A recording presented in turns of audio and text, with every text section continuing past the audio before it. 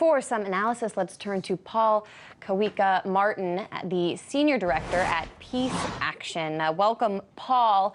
With all the escalations we've seen in recent weeks, including the unprecedented sanctions recently put in place against North Korea, is the U.S. helping the situation by deploying a submarine, more missiles, and holding these drills with South Korea?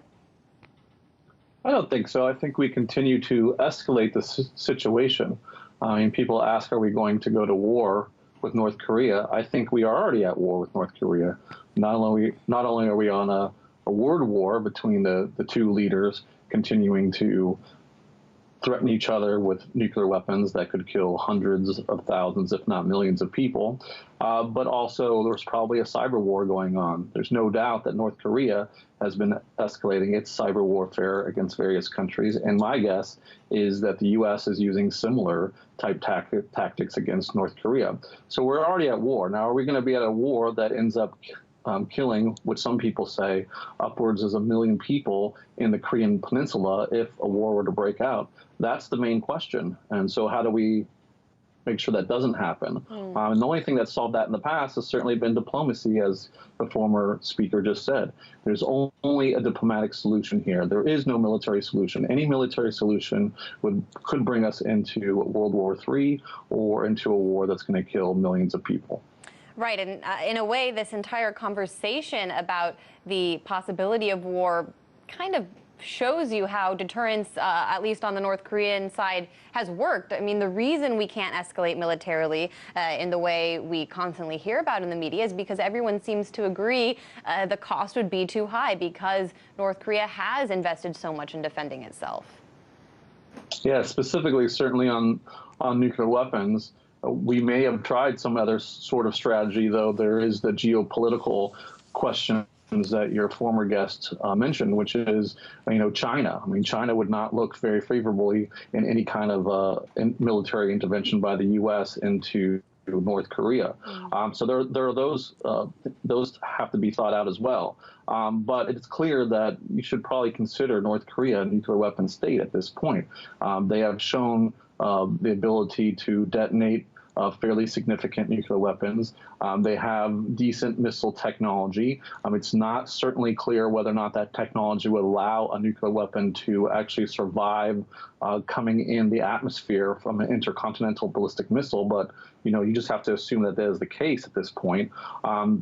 So we are now looking at war of words between two nuclear weapon states, in which the UN has just passed a treaty saying nuclear weapons should be illegal because of the humanitarian consequences of the use of nuclear weapons, which most of us can't even imagine. But we are talking about millions of deaths and the possibility of pieces of land not being able to use for long periods of time.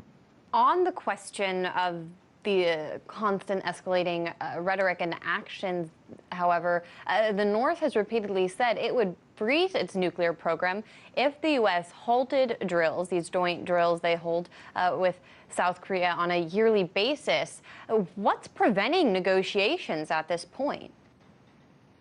I don't think there's anything preventing negotiations, and certainly my understanding that there are certain back-channel conversations being had. It's difficult to tell exactly what the president means. We've seen presidents say various things over and over again, only to do the exact opposite. And we also know that there's disagreement within the current administration with various parts of either the State Department or even on the Department of Defense, who know that a war, certainly a nuclear war or another war, would not be good. So I think that there are certain conversations happening already, but Washington doesn't seem willing to accept that starting point for negotiations, at least at this point. Because we're running low on time, I want to move along. We have about a minute left, and it's been reported this week the Trump administration may decertify the Iran nuclear deal. Can you explain for viewers how that might impact the situation with respect to North Korea as well? Well, this just shows how diplomacy works. Iran was maybe 3 months away, if it so chose, to being able to make a very crude nuclear device. Because of the Iran agreement negotiated by world powers, not just the U.S., but this is a multilateral agreement, including Russia, Now, Iran is at least a year away, if it's so decided, and it has the highest level of verification and people monitoring their nuclear systems and the country. That has made America and the world safer. Now Trump wants to decertify that and perhaps unravel that agreement. And what is North Korea going to think? Here's a country that we are up for our word. We said one thing, that we would do one thing, and Iran has been in compliance according to all levels of experts. And now we're going to basically renege from the deal. And so how does that make us a good actor in other negotiations, such as North Korea? It's a good question. We'll have to see what the rest of the international community will have to say if we indeed move on with that decision here in Washington. Paul Kawika Martin, Senior Director at Peace Action, thanks a lot.